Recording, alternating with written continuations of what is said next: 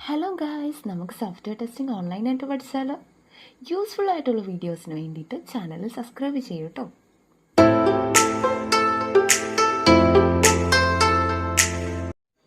അങ്ങനെയാണെങ്കിൽ നമുക്ക് വീഡിയോയിലേക്ക് പോയാലോ? Okay, first of all, what is software testing? Then what are the principles of software testing?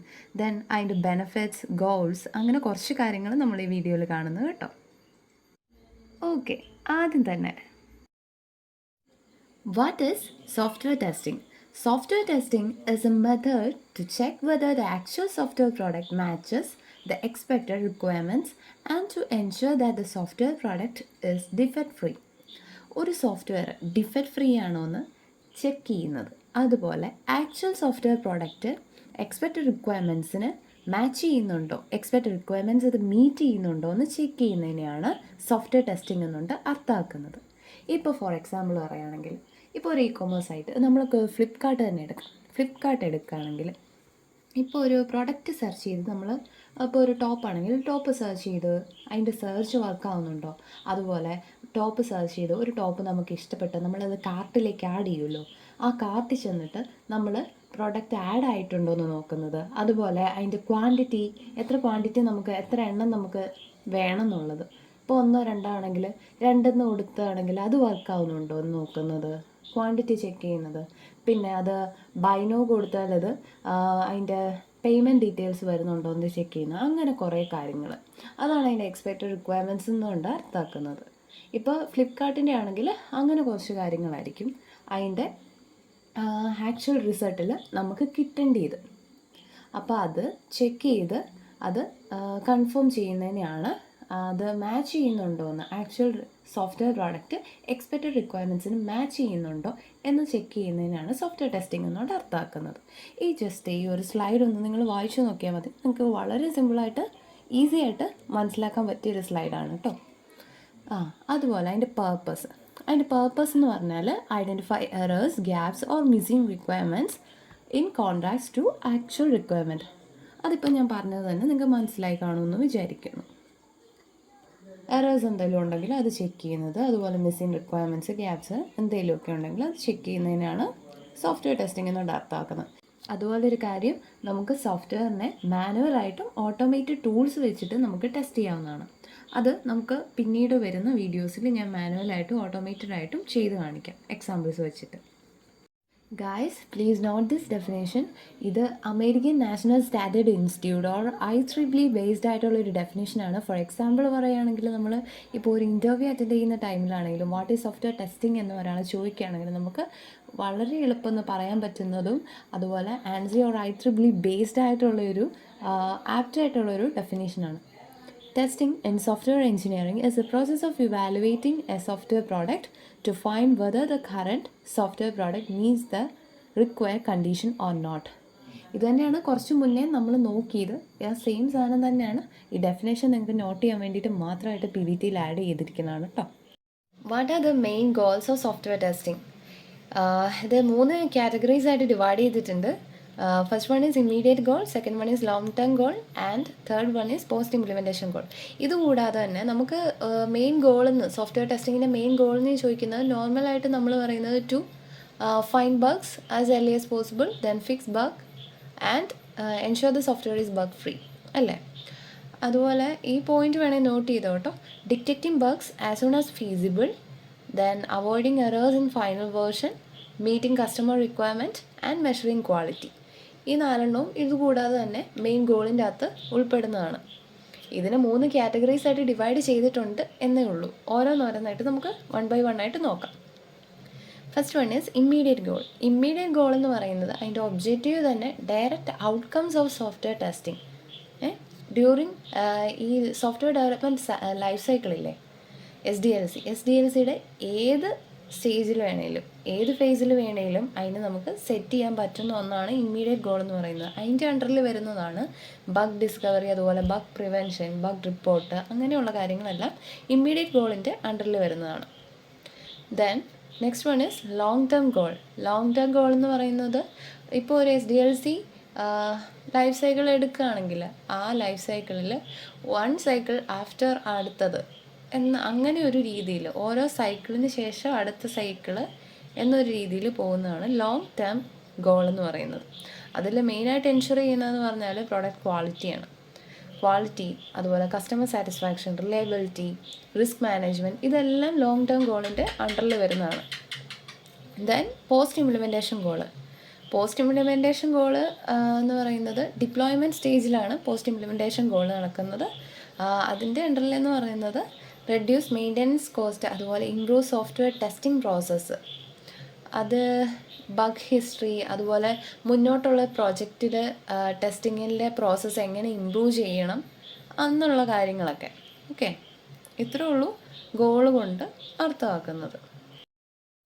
Okay, then what are the benefits of software testing? First one is cost effective, second one is security, third one is product quality, and the last one is customer satisfaction. ഈ 4 പോയിൻറ്റ്സും very important ആണ്. Software ടെസ്റ്റിങ്ങിൻ്റെ advantages ആണ്. അതുപോലെ Y software testing എന്നുള്ളൊരു ക്വസ്റ്റിന് answer കൂടിയാണ്.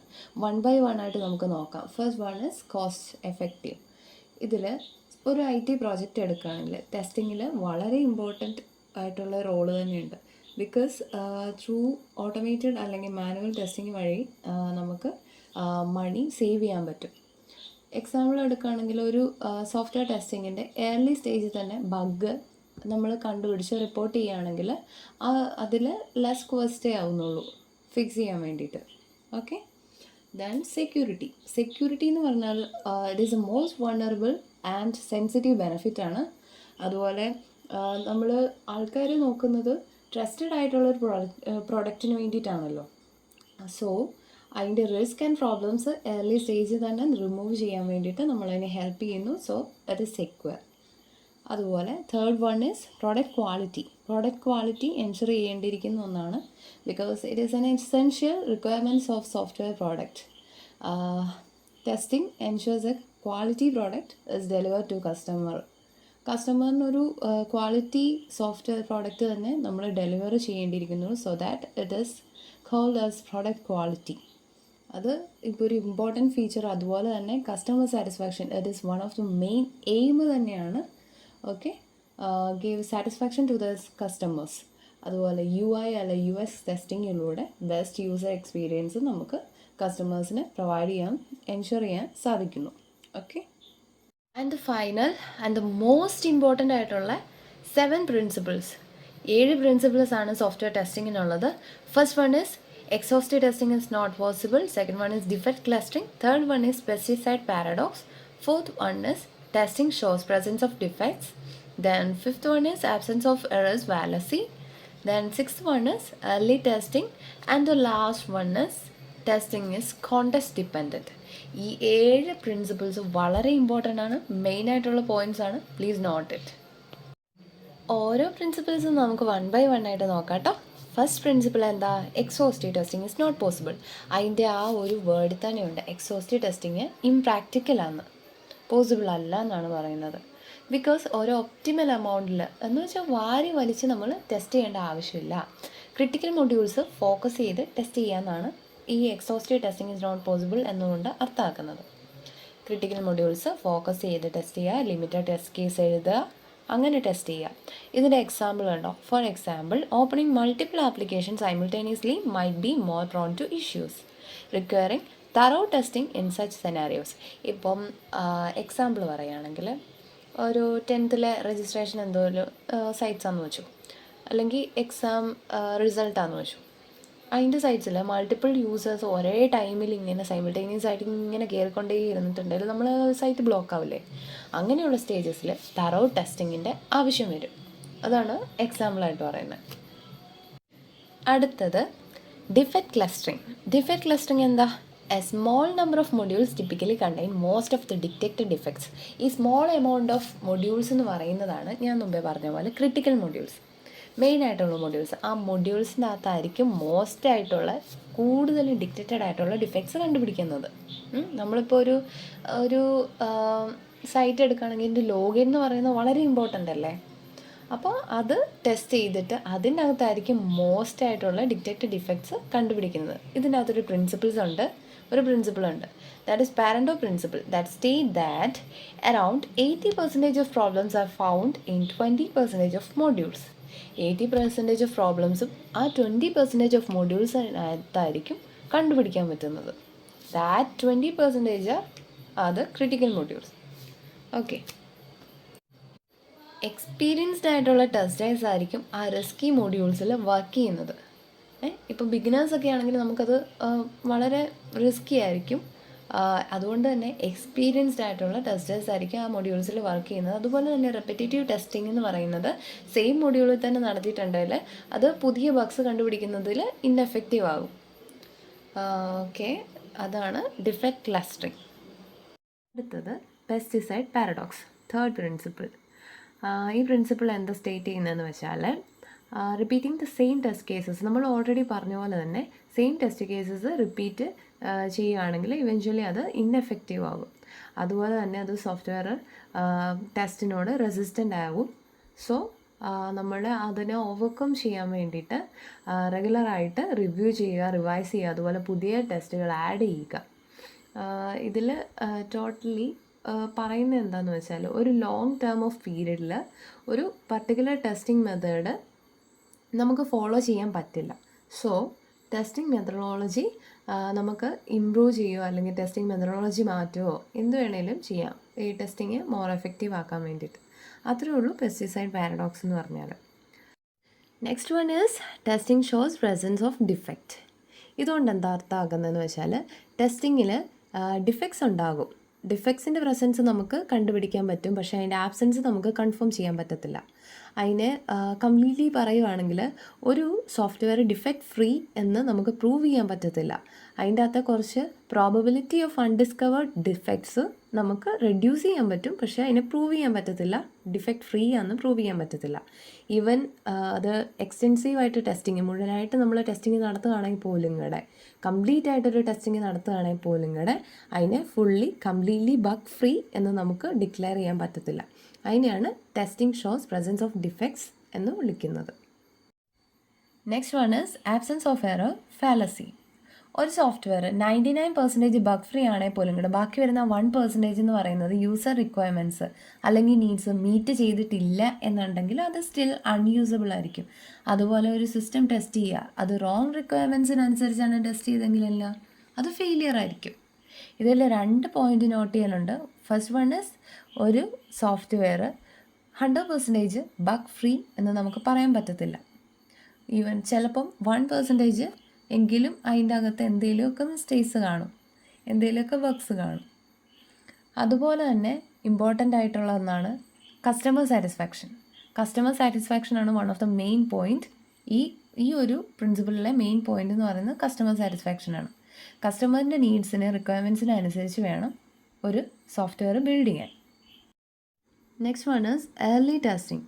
Testing should start as early as possible in software development life cycle to catch defect in the requirement or design phase. എന്താണെന്ന് വെച്ചാൽ, ഒരു software build ചെയ്യുന്ന ടൈമിൽ തന്നെ, സോഫ്റ്റ്വെയർ ഡെവലപ്മെൻറ്റ് ലൈഫ് സൈക്കിളിൻ്റെ ടൈമിൽ തന്നെ പാരലലായിട്ട് നമുക്ക് ടെസ്റ്റിംഗ് നടത്താവുന്നതാണ്. പ്രോഡക്റ്റ് ബിൽഡ് ചെയ്യുന്ന ടൈമിൽ തന്നെ, പ്രോഡക്റ്റ് ബിൽഡ് ചെയ്ത് തുടങ്ങുന്ന എപ്പോഴാണോ അപ്പോൾ തന്നെ നമുക്ക് പാരലലായിട്ട് ടെസ്റ്റ് ചെയ്ത് പോകാവുന്നതാണ്. അതിനെയാണ് ഏർലി ടെസ്റ്റിംഗ് കൊണ്ട് അർത്ഥമാക്കുന്നത്. അതിൻ്റെ ഒരു ഇമ്പോർട്ടൻറ്റ് പോയിൻ്റ് എന്ന് വെച്ചാൽ, നമുക്ക് ഇപ്പോൾ ടെസ്റ്റിങ്ങിൻ്റെ ടൈം, ഇപ്പോൾ സോഫ്റ്റ്വെയർ ഡെവലപ്മെൻറ്റ് ഫേസിൻ്റെ ടൈമിൽ തന്നെ, ഇപ്പോൾ റിക്വയർമെൻറ്റ് അല്ലെങ്കിൽ ഡിസൈൻ ഫേസിൻ്റെ ടൈമിൽ തന്നെ ഇത് ടെസ്റ്റ് ചെയ്ത് പോവുകയാണെങ്കിൽ, എന്തെങ്കിലും എറേഴ്സ് ബഗ്സ് വരുവാണെങ്കിൽ നമുക്ക് ഏർലി സ്റ്റേജിൽ തന്നെ അത് ഡിറ്റക്റ്റ് ചെയ്യാൻ പറ്റും. Last one is testing is context dependent. ഓരോ ടെസ്റ്റിങ്ങും, ഓരോ സോഫ്റ്റ്വെയർ ടെസ്റ്റ് ചെയ്യുന്നതും ഓരോ രീതിയിലായിരിക്കും. ഓരോ സൈറ്റ്സ്, ഇ-കൊമേഴ്സ് സൈറ്റ്സ് ടെസ്റ്റ് ചെയ്യുന്നത് വേറൊരു രീതിയിലായിരിക്കും, പോസ്റ്റ് സിസ്റ്റം ടെസ്റ്റ് ചെയ്യുന്നത് വേറൊരു രീതിയിലായിരിക്കും. അങ്ങനെ ഓരോ ടെസ്റ്റിങ്ങിനും ഓരോ അപ്രോച്ചസ് ഉണ്ടായിരിക്കും, മെത്തഡോളജീസ് ഉണ്ടായിരിക്കും, ഓരോ ടെക്നിക്സ് കാണും. അതുപോലെ അതാണ് ഈ സോഫ്റ്റ്വെയർ ടെസ്റ്റിംഗ് എന്ന് പറയുന്നത്. കോണ്ടെക്സ്റ്റ് ഡിപ്പെൻഡൻ്റ് ആണ്. ടു ബി അപ്ഡേറ്റഡ് എന്നേ ഉള്ളൂ നമുക്ക് പറയാൻ പറ്റുള്ളൂ. എപ്പോഴും ടെസ്റ്റിങ്ങിൽ അപ്ഡേറ്റഡ് ആയിട്ടിരിക്കുക. ഓരോ കോണ്ടെക്സ്റ്റിനനുസരിച്ചായിരിക്കും ഓരോ ടെസ്റ്റിങ്ങിലും മാറ്റം വരുത്തുന്നത്. Thank you for watching and please do subscribe for more videos. Thank you.